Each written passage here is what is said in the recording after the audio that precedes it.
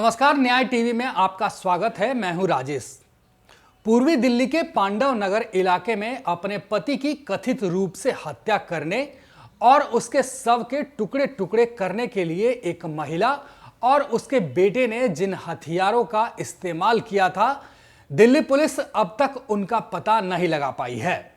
बता दें कि श्रद्धा वालकर हत्याकांड की तरह ही पांडव नगर में महिला द्वारा बेटे के साथ मिलकर अपने पति की कथित तौर पर हत्या करके उसके शव के 10 टुकड़े करने का मामला सामने आया है। पुलिस ने बताया है कि अंजन दास की कल्याणपुरी निवासी उसकी पत्नी पूनम और सौतेले बेटे दीपक ने 30 मई को हत्या करके शव के 10 टुकड़े किए और उन्हें एक फ्रिज में रख दिया।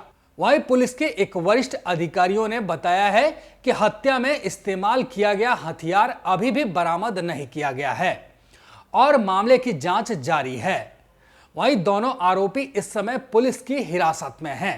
खबरों के अनुसार इस जघन्य अपराध का कारण यह तथ्य था कि दास अपनी सौतेली बेटी और दीपक की पत्नी के प्रति कथित तौर पर गलत इरादे रखता था। पुलिस के अनुसार साथ ही वह पूनम की कमाई बिहार में अपनी दूसरी पत्नी और 8 बच्चों को भेज रहा था और पूनम इसी इलाके में घरेलू सहायिका के तौर पर काम करती थी। इसमें काफ़ी जद्दोजहद हुई। पहले तो ये बॉडी को आइडेंटिफाई करने की यूआईडी भी बॉडी थी, उसमें ये आइडेंटिफाई नहीं हो पाई थी। इसी कारण इस केस में कोई ब्रेक थ्रू मिल नहीं रहा था।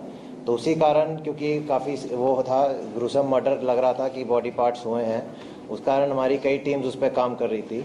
इसमें फाइनली हमारी न्यू दिल्ली रेंज की टीम एसीपी उमेश बर्दवाल और इंस्पेक्टर राकेश के अंडर इनका ब्रेक थ्रू हुआ जब ये बॉडी को आइडेंटिफाई कर पाए। इसमें बेसिकली इन्होंने काफ़ी जगह से उसमें फुटेजेस रिलीज़ हुई थी और उसके हिसाब से इन्होंने टेक्निकली एनालिसिस किए और उसके साथ साथ डोर टू डोर वेरिफिकेशन की। तो जब काफ़ी डोर टू डोर वेरिफिकेशन की तो एक बारी कुछ उसमें काम की बात नहीं निकल पाई, बट इन्होंने हिम्मत ना हारते हुए फिर उसको आगे बढ़ाया और फाइनली ये जीरो इन कर पाए कि जो सस्पेक्टेड डिसीज्ड आदमी है अंजन दास हो सकता है। तो वो अंजन दास का जब फिजिकली इन्होंने और चेक किया तो पता लगा कि ये वहाँ पे 5-6 दिन से मिसिंग है, 5-6 महीने से मिसिंग है और थाने में कोई मिसिंग दर्ज भी नहीं है, जिससे और सस्पिशियस लगा कि इसके घर वालों ने मिसिंग भी नहीं दर्ज कराई है। और जो सस्पेक्ट इसके मर्डर लगे, जो लेडी पूनम थी, वो सस्पेक्ट निकली और उसका फिर इससे रिलेशन भी था। तो उस बेस पे हमने जीरो इन किया वो लेडी पे और फिर उसका बेटा दीपक, क्योंकि फुटेज में दोनों माँ बेटा दिख रहे थे। तो उस बेस पे जब हमने इनको जाके इंटेरोगेट किया, इनको चेक किया, ट्रेस किया, तो इन्होंने कन्फेस किया कि इन्होंने क्राइम किया है और उसी बेस पे ये मर्डर खुला है। तो इसमें जो इनसे अभी हमें, एक तो इन्होंने जो कपड़े पहने हुए थे वारदात जब ये फुटेज में दिख रहे थे, वो इनसे हमारे को रिकवर हो गए हैं और उसके साथ साथ जो मोबाइल था डिसीज्ड का वो भी रिकवर हो गया है। इसकी इन्होंने बताया कि जो लेडी है ये पूनम, ये इसकी 2017 में इससे शादी हुई थी।